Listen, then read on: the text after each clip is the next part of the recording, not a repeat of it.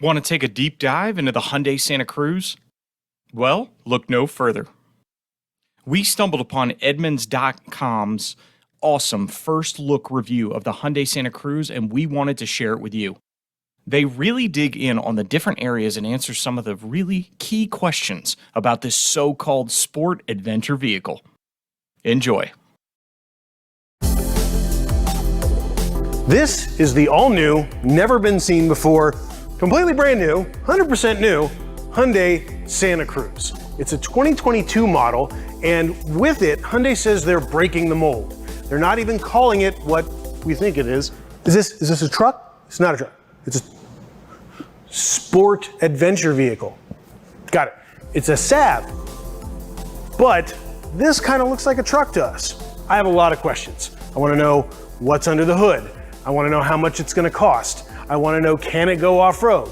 Before we get to the utility stuff, let's talk about the looks on this truck, because I think it looks great.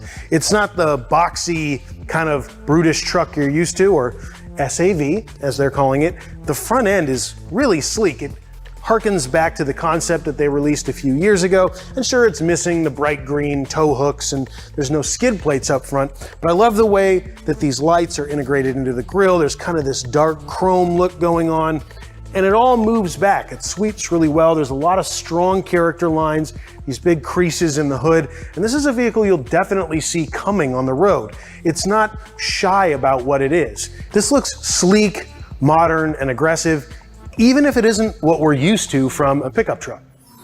Do you hear that? It's the sound of adventure calling. Let's check out the back.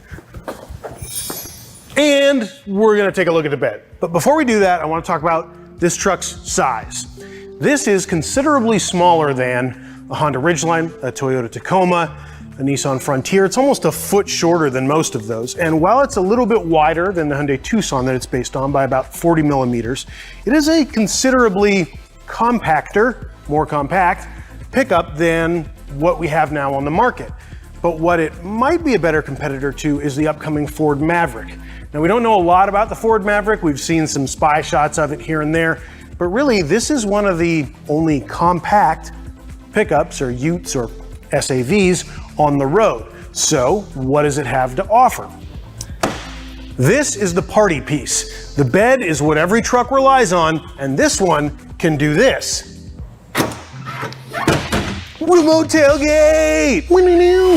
So let's talk about the capabilities, what this Santa Cruz can do.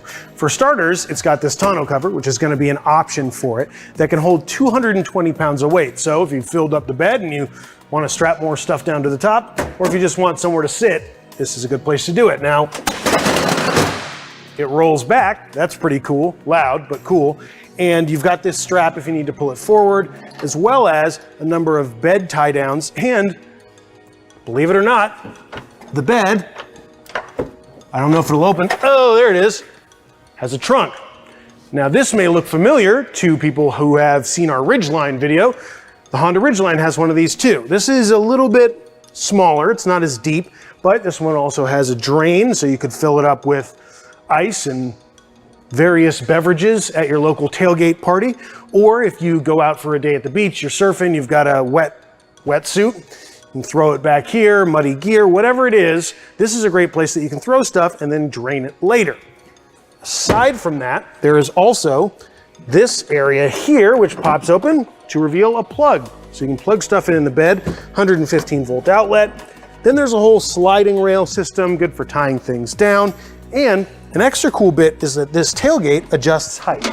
So, and I've only done this once, so bear with me here. Maybe I can do it this way. This is a knee tailgate, Carlos. I don't need my finger. Hey, look what I did. Now, why would you want a tailgate that's up like this? Well, it matches this shelf inside the bed so that you can have a piece of plywood that's not hanging completely off. This is only a 4-foot bed, which is pretty small, and it gets a little bit crowded up near the cab. So if you want something long, lumber, big long surfboard hanging out of the back, this is going to give you an extra shelf to lay it on. Now, we haven't confirmed yet exactly what the weight capacity of this is,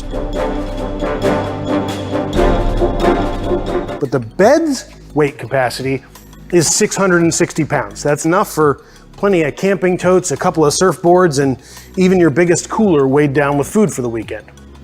So let's wrap up back here by closing the bed and take a look at, look at that, lights on the tailgate. And Carlos, it's pretty light. I could do one finger, I think.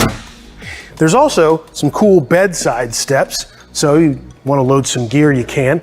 And come take a closer look down here. Easter eggs. I love a good Easter egg moment. Let's go find some more. There's one right here. There's one right here. And there's one right here. Now let's talk about power. Look, I'm in slow motion. From launch, Hyundai's going to have two engines available. The first is a naturally aspirated 2.5 liter four-cylinder engine, puts out 190 horsepower and 180 pound-feet of torque.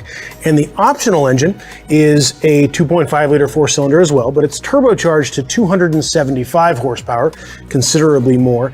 And it'll be paired with an 8-speed dual-clutch transmission, a DCT, which to my mind is a little bit weird. When I think DCT, I normally think sports cars or at least something sporty with an AMG badge on it. I'm going to hold out all of my judgments, obviously, until I get behind the wheel, but it's definitely the one that I'm eager to test out. There's also going to be front and all-wheel drive available, and when it comes to towing, you can tow anywhere between 3,500 and 5,000 pounds max.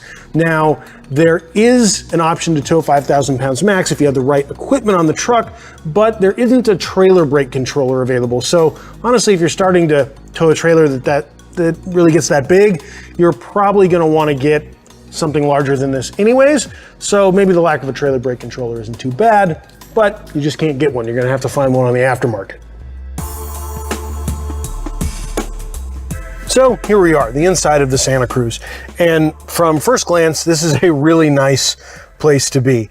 Hyundai has been stepping up their game when it comes to luxury interior appointments. And this, while it looks a little bit minimalist, also looks really fancy. I mean, this is a great 10.25 inch center touchscreen. You got another 10.25 screen here. Instead of gauges, it's just a screen. The standard screen's 8 inch, but this one, the larger screen, comes with wireless CarPlay, wireless Android Auto. One thing, while this looks really nice, there's this row of buttons here. The climate control system and the audio system is all controlled through this kind of flat sheet of buttons. These aren't haptic feedback, but they're not really buttons either. It's all just kind of one flat screen.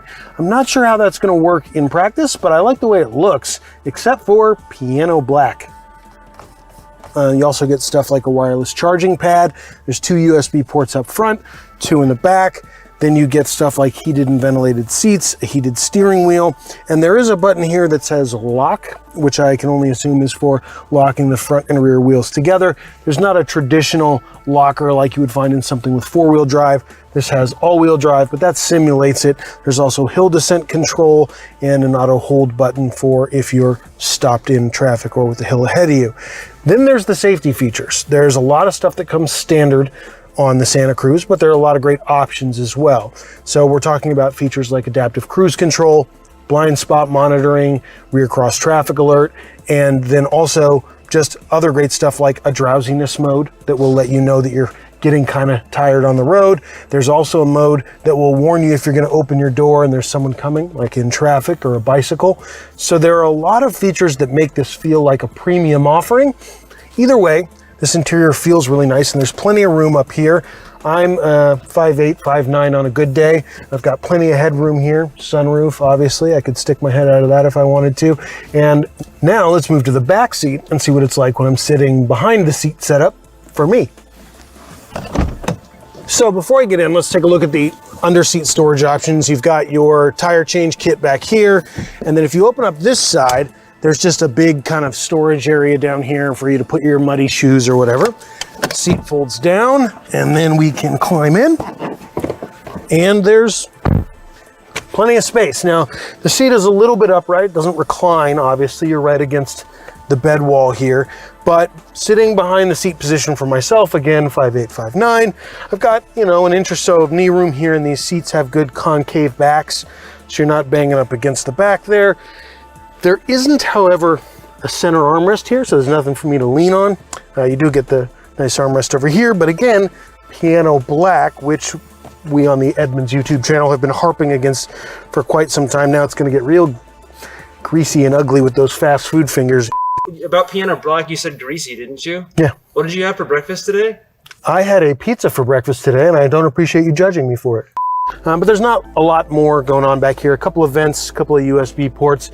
It's a pretty nice rear seat for a truck that is almost a foot shorter than most mid-sizes, and plenty of headroom, easy to get in and out. And your kids will enjoy things back here, or even your adult friends. So it's got a somewhat spacious interior, lots of cool tech stuff, a big screen, good standard and optional safety features, and a pretty cool bed setup. Now, sure, it doesn't have class-leading numbers, but is there even a class for this vehicle yet? Well, I'm not quite sure about that yet. I think we're gonna have to drive it really to find out, but I am really anxious to get behind the wheel. I wanna know what this feels like on the road, and I wanna see if it lives up to all the promises that Hyundai is making.